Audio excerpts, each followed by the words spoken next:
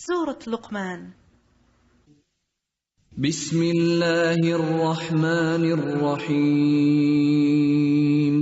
ألف لام ميم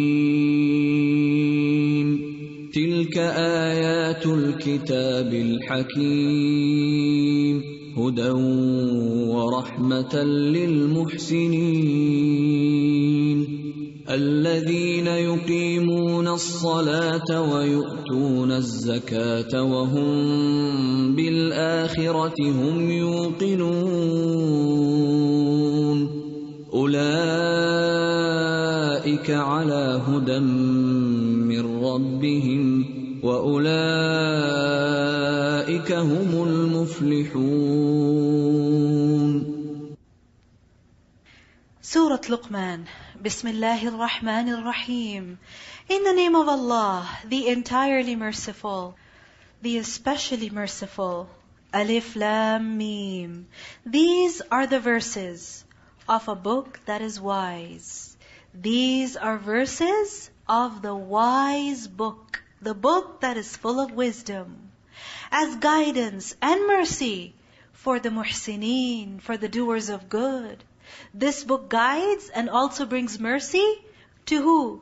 To those who do ihsan. Who are they? Those who establish prayer and give zakah, and they of the hereafter are certain in faith. These are the qualities of the muhsineen. Those who establish prayer, who give zakah, who have firm faith. And otherwise we learn about the muhsinun that they are also good to their relatives, the needy. They perform good deeds, they refrain from sin, who worship Allah beautifully, knowing that Allah is watching them. Those are on right guidance from their Lord, and it is those who are the successful. وَمِنَ النَّاسِ مَن يَشْتَرِي لَهْوَ الْحَدِيثِ. And of the people is he who buys the amusement of speech. Why? In order to mislead others from the way of Allah, without any knowledge, and who takes it in ridicule. Those will have a humiliating punishment. Who is this humiliating punishment for? For the one who purchases lahw al-hadith. What is lahw al-hadith? Ghina, singing and music. Such stories, or soap operas, or drama serials, that consume a person so much that he is worrying about those characters even in his prayer. That consume a person so much that he is wondering, should I go for Taraweeh or should I watch the show tonight? Distracting him from good work. This is lahw al-hadith. The Prophet ﷺ said, from among my followers, there will be some people who will consider illegal sexual intercourse, the wearing of silk, the drinking of alcohol, and the use of musical instruments as lawful. They will consider this to be lawful. The Prophet ﷺ said that. So clearly, these things are not lawful. They are unlawful. Have no doubt about that. No matter how common it has become. Even if you find music being played with the adhan. Yes, even people have come down to this level. That the adhan is being pronounced with music being played in the background. Because adhan is being pronounced not for the purpose of going to prayer, calling people to prayer. It is being pronounced for the purpose of entertainment. That is essentially what it is. That we have been consumed by entertainment culture. We just want entertainment, amusement. This is what we want. The Qur'an is being recited. I mean, it's amazing how, there are so many of such events where Muslim artists are coming together, and you will see different forms of art. But you will not find the art that Rasulullah ﷺ taught us, which is the art of reciting the Qur'an.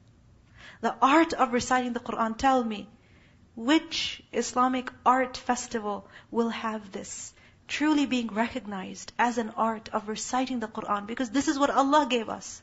And when we have left this, then we want entertainment and satisfaction through other things.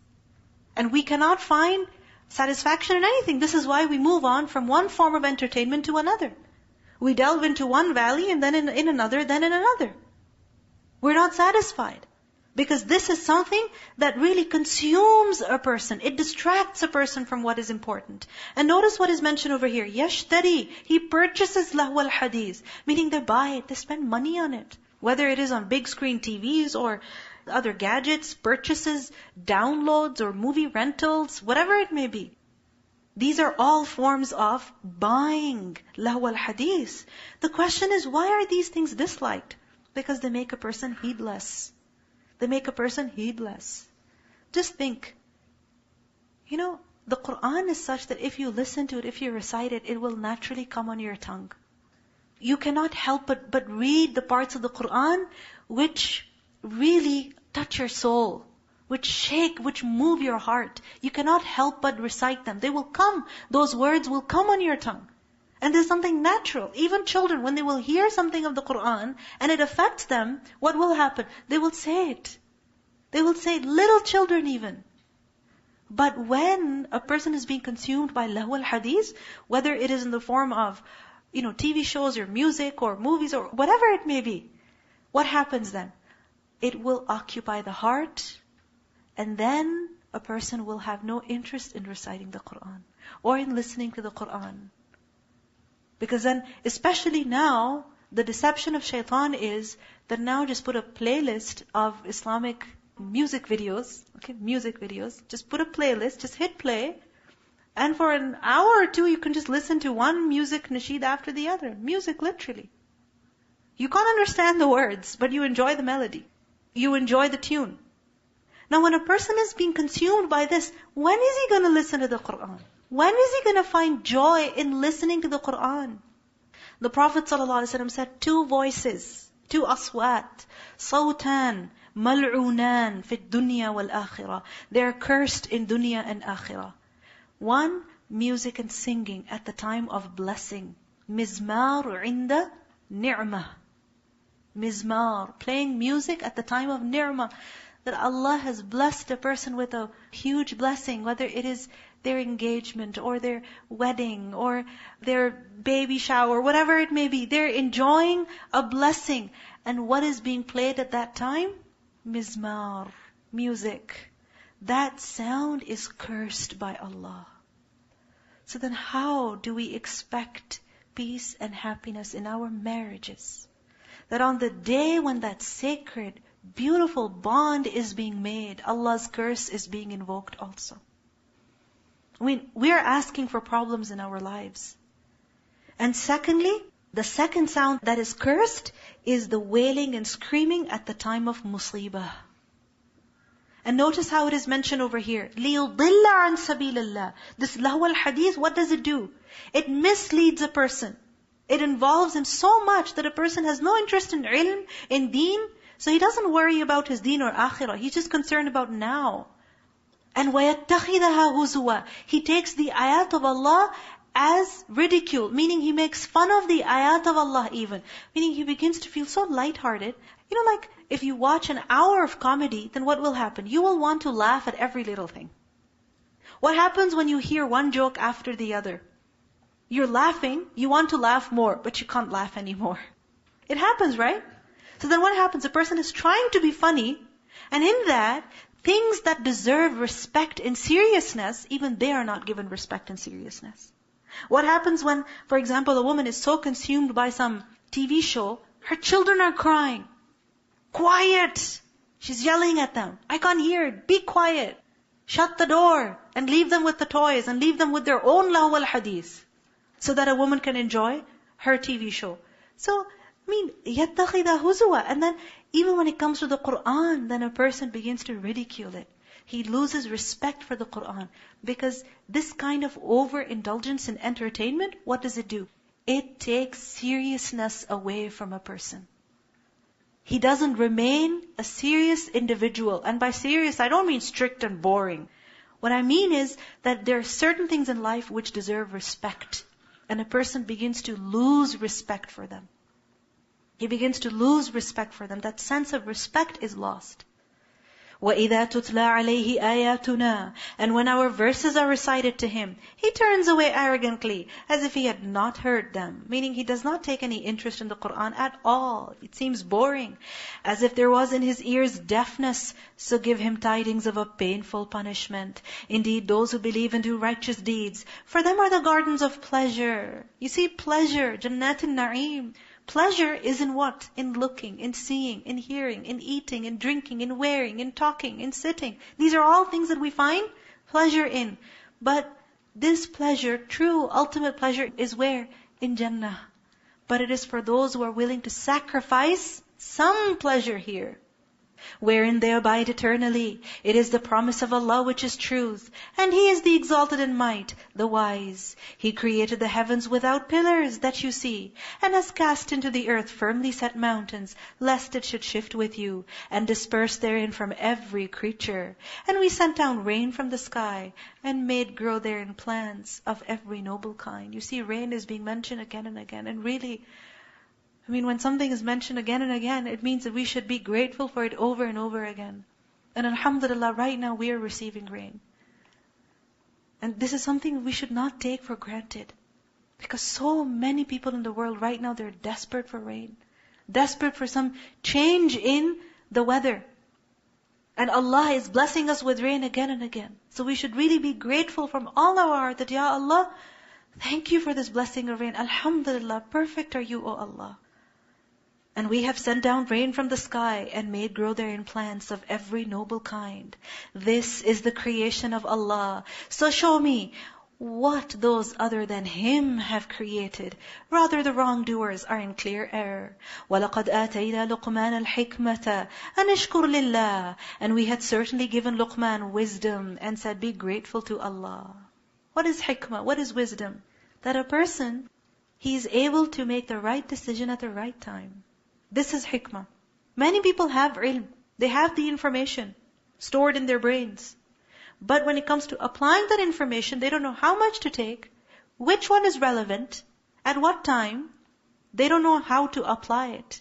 Why? Because that wisdom is not there. Wisdom is the ability to transform the ilm into amal. This is wisdom. And the prophets of Allah were not just given ilm, they were also given hukm, hikmah, wisdom. The righteous servants of Allah, fortunate servants of Allah, even they are given hikmah. Because Luqman was not a prophet, but Allah gave him hikmah. He gave him wisdom. So we should ask Allah for hikmah. As we ask Allah for ilm, we should also ask Allah for hikmah. And the essence of hikmah, the essence of wisdom is what? Gratitude to Allah. Because wisdom is what? Really understanding who you are and who Allah is. And when a person develops the sense that I am the servant and Allah is the Lord, then what is the one way that he should live his life? The way of gratitude. Anishkur lillah, be grateful to Allah in every situation, whether good or bad.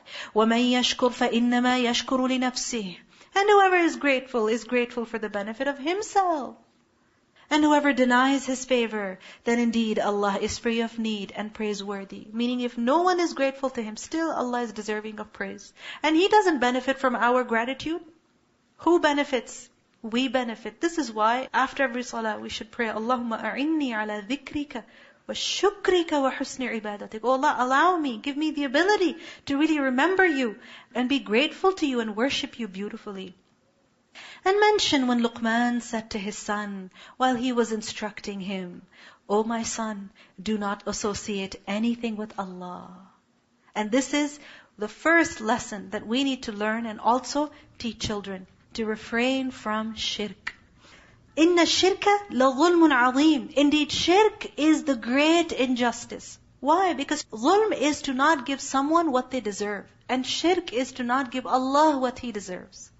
The worship that He is deserving of, giving it to somebody else. So don't ever do shirk at any cost. And this is something that we really, really need to remember and also teach our children. Keep away from shirk. And for that we have to know what shirk is. The Prophet ﷺ, he instructed Abu Darda with 9 things. And of those things was, do not associate anything with Allah, even if you are cut to pieces or you are burned. Meaning, suffer what loss you have to, but don't ever dare allow yourself to associate partners with Allah. Ever. In another hadith we learn, anyone who dies worshipping others along with Allah will definitely enter the fire. So the consequences are serious in the hereafter. This is why at all costs avoid shirk billah. And we have enjoined upon man care for his servants. Why? Because look, his mother carried him, increasing her in weakness upon weakness. And his weaning is in 2 years. More weakness. A mother thinks during pregnancy, after birth things will be fine. And then what happens? Things get more tough. And then what happens? She thinks, okay, once the baby is a little older, then nursing will become easier. No, weaning, when you have to make the child stop nursing, that's like the most difficult stage. Most difficult stage. وَفِصَالُهُ فِي عَامَيْنِ. So, أَنِشْكُرْ لِي وَلِوَالِدَيْكَ إِلَيَّ الْمَصِيرِ. Be grateful to me and to your parents. To me is the final destination. Who's ordering us that we should be grateful to our parents? Allah is. وَصَّيْنَا. So today is Mother's Day, Father's Day? They're long gone. Every day is meant to be Mother's Day and Father's Day. Every day we should pray for our parents and show gratitude to them. And gratitude is not just by saying thank you. First of all, we should learn to say thank you. That if they give us a ride, don't take it for granted. We literally take our parents as if they are there to serve us. They're our bank and they're our cleaners and, they're our cooks and chefs and everything. You go into the kitchen, samosas again? I want spring rolls tonight. Really? Are you sitting in a restaurant? Honestly, we order our mothers around as if they've got nothing else in life to do. Laundry is not done. Why? I want my white hijab. Because I didn't wash it. Mom, you're supposed to wash it. It's not my job. It's your job. Literally, we take our parents for granted. We order them around. Firstly, be grateful for whatever they do. Be grateful for whatever they do verbally. And secondly, through actions also. أَنِشْكُرْ لِي وَلِوَالِدَيْكَ إِلَيَّ الْمَصِيرِ. And the fact is that a person who is not grateful for a little, then he's not grateful for a lot either. But if they endeavor to make you associate with me that of which you have no knowledge, do not obey them, but accompany them in this world with appropriate kindness, and follow the way of those who turn back to me in repentance. Then to me will be your return, and I will inform you about what you used to do. Meaning in akhirah, all your deeds will come to light. So what we see in this ayah is that even though we have to be good to our parents, but if the parents tell us to do something that's wrong, then we are not to obey them. Why? Because there is no obedience to the creation in disobedience to the Creator. Sa'ad bin Abi Waqqas radhiyallahu anhu, this ayah was revealed about him. Why? Because his mother swore that she would neither eat or drink until he would leave the Prophet sallallahu alaihi wasallam. So Allah revealed that no, you're not going to listen to your mother at this time. However, in worldly matters, keep doing good. وَصَاحِبْهُمَا فِي الدُّنْيَا مَعْرُوفًا. Meaning if they're bad to you, you don't do bad in return. Just don't listen to them when they tell you to do something wrong. Otherwise, for everything else, always be good. What happens with us is that if our mother tells us, tomorrow, you cannot go for Taraweeh, for example, and we really want to go, we get so angry, shut the door, you stop me from going to the masjid? Angry, moody, fussy, whiny, not talking, bad attitude? This is not right. If the parents are stopping you from doing something good even, still, they deserve that we are good to them. Look at this ayah. Allah is saying, وَصَاحِبْهُمَا فِي الدُّنْيَا مَعْرُوفًا. Just what they're telling you to do, what is wrong, don't do that. But everything else, you have to be good over there. Even if parents are mushrik, yes. Because remember, the sister of Aisha radhiyallahu anha, when her mother was coming from Makkah, and she wanted some financial help from her daughter, Asma radhiyallahu anha, right? When she wanted financial help from her, she was concerned. She came to the Prophet ﷺ and asked that my mother is coming, what should I do? Should I help her? The Prophet ﷺ said, Sili ummak. Be good to your mother, maintain ties with her. Meaning, yes, help her. And Luqman said, back to what Luqman said to his son, O my son, indeed, if there should be something the weight of a mustard seed, and it should be within a rock, or anywhere in the heavens or the earth, Allah will bring it forth. anything, if it's the size of a mustard seed, hidden in the middle of a rock, or somewhere up in the sky, or in the earth, Allah knows its exact location. And a huge plane could be lost somewhere in the world, and people of the world could not find it. You see, khardal, mustard seed, it seems small.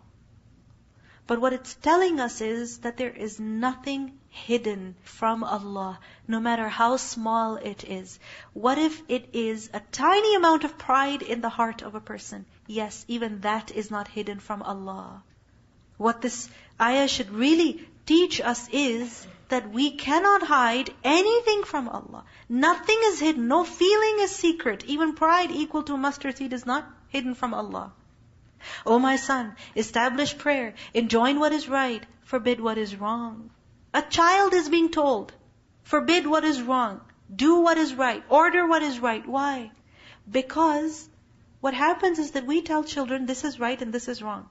But when they go outside in the world and they see people are doing something else, then what happens? They begin to doubt the parents. Who's right, who's wrong? So, to give somebody the confidence that what you are doing is right, then you need to give them this confidence also that when you see somebody doing otherwise, you need to stop them. You need to tell them. وَانْهَ عَنِ الْمُنْكَرِ, because this is the only way of staying firm on your principles. And be patient over what befalls you. Meaning control yourself, don't be a whiner. Indeed, all that is of the matter is requiring determination. And do not turn your cheek in contempt toward people. What is turning your cheek? I'm not your friend. You understand? This is turning your cheek.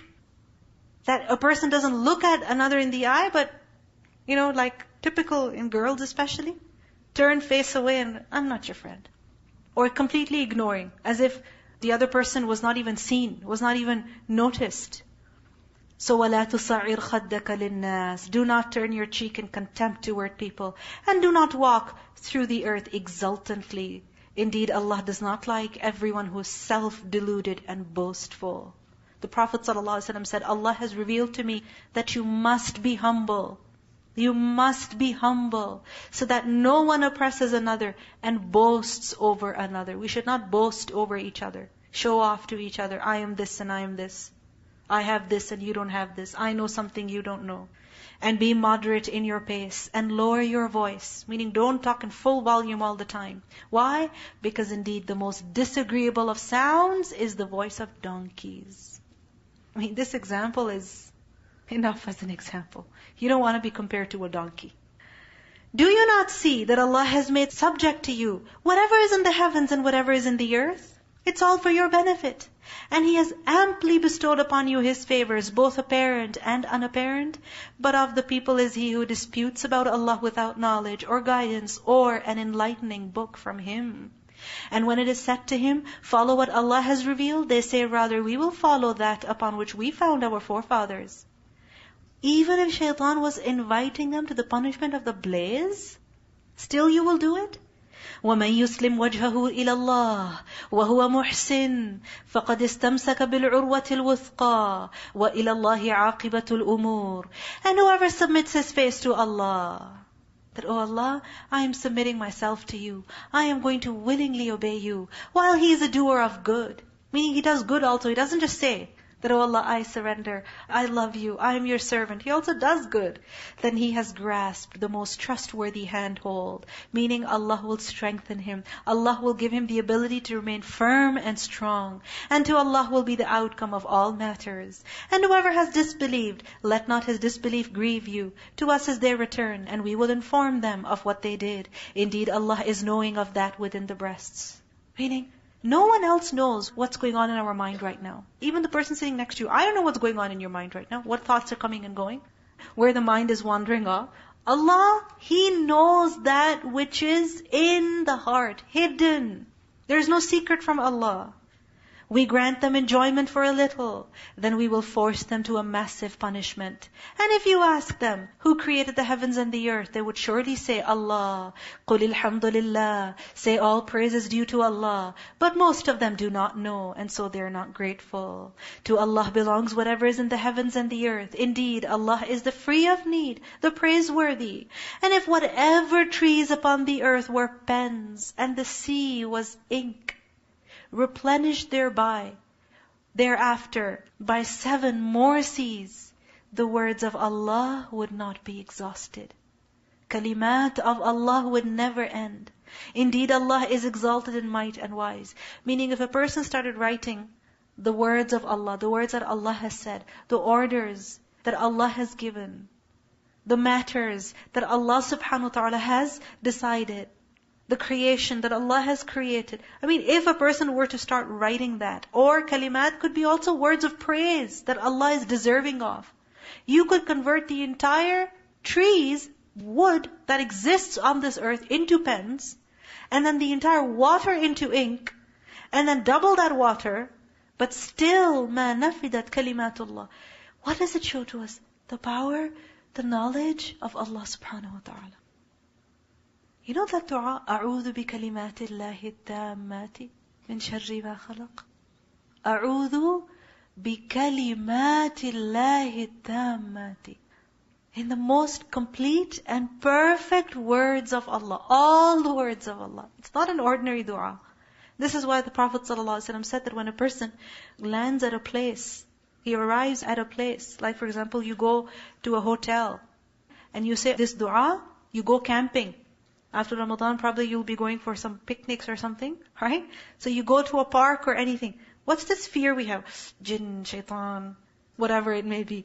So nothing will harm him until he leaves that stopping place. Meaning, while he's there, nothing can harm him. Because this dua is so powerful. The words of Allah are mentioned. Your creation and your resurrection will not be but as that of a single soul. Single soul. Indeed, Allah is hearing and knowing. Do you not see that Allah causes the night to enter the day and causes the day to enter the night? And He has subjected the sun and the moon, each running its course for a specified term, and that Allah with whatever you do is acquainted? That is because Allah is the truth, and that what they call upon other than Him is falsehood. And because Allah is the Most High, the Grand. Do you not see that ships sail through the sea by the favor of Allah, and that He may show you of His signs? Indeed, and that are signs for everyone patient and grateful. And when waves overcome them, when waves come over them like canopies, they supplicate Allah. And sometimes we also find ourselves in the middle of a storm, unable to run away. What happens? They supplicate Allah, sincere to Him in religion. But when He delivers them to the land, there are some of them who are moderate in faith, meaning who go back to how they were. And none rejects our signs except everyone treacherous and ungrateful. So, O people, Ya ayyuhan nas, ittaqu rabbakum, fear your Lord. Fear your Lord. Wakhshaw yawma, and fear a day. Fear a day when no father will avail his son, nor will a son avail his father at all. Indeed, the promise of Allah is truth. So let not the worldly life delude you, and be not deceived about Allah by the deceiver. Who's the deceiver? Shaitan. This is the reality of this life. That this world is green, it is luscious, it is beautiful, but in reality it is deceptive. فَلَا تَغُرَّنَّكُمُ الْحَيَاةُ الدُّنْيَا. It's deceptive. The Prophet ﷺ said, indeed this world is green, luscious, sweet. Whoever acquires it through haqq, meaning through that which is right, then he will be granted blessing in it. And he who takes from the wealth of Allah and His Messenger unjustly, meaning he adopts wrong ways in acquiring this world, then they will get nothing the day they will meet Allah.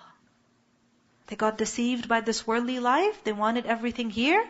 Then what will they get in the hereafter on the Day of Judgment? Nothing.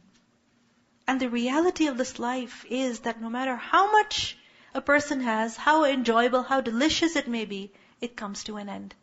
The Prophet ﷺ said, this is a hadith from Musnad Ahmad, the food of the son of Adam is the example of this worldly life. No matter how flavorful you prepare it, see what its outcome is. See what its outcome is. Even if you go and eat dinner at a place where each plate is like $100, one meal could be like $60. Fancy, 5-star, Michelin star something, right? Those fancy, top-notch kind of hotels. You go there and you eat the best food in the world, prepared by the best celebrity chef even. What's going to become of that food? What's going to become of that food? Honestly, like seriously. You eat it, you enjoy it for brief moments, and then what does it turn into? This is the example of this world. This is the example of this world. The Prophet ﷺ said that. This is a hadith from Musnad Ahmad. I'm not making it up. This is the example of this world. No matter how much you enjoy it. And isn't it amazing how sometimes, especially as women, we should really reflect on this. Because sometimes you spend 5 hours preparing some food. And what happens? People come in 45 minutes, eat, and run off for Taraweeh. And there you are with the kitchen aftermath. Right? Kitchen aftermath, literally. Dinner aftermath.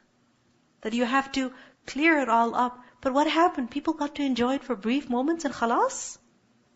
Indeed, Allah alone has the knowledge of the hour. He sends down the rain. And He knows what is in the wombs. And no soul perceives what it will earn tomorrow. And no soul perceives in what land it will die. Indeed, Allah is knowing and acquainted.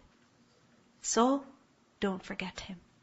Don't be deceived by this worldly life. He knows you. He knows what you're doing. He knows your deeds. So don't forget Him. Deceived by this worldly life. Remember your end. Surah Luqman. بسم الله الرحمن الرحيم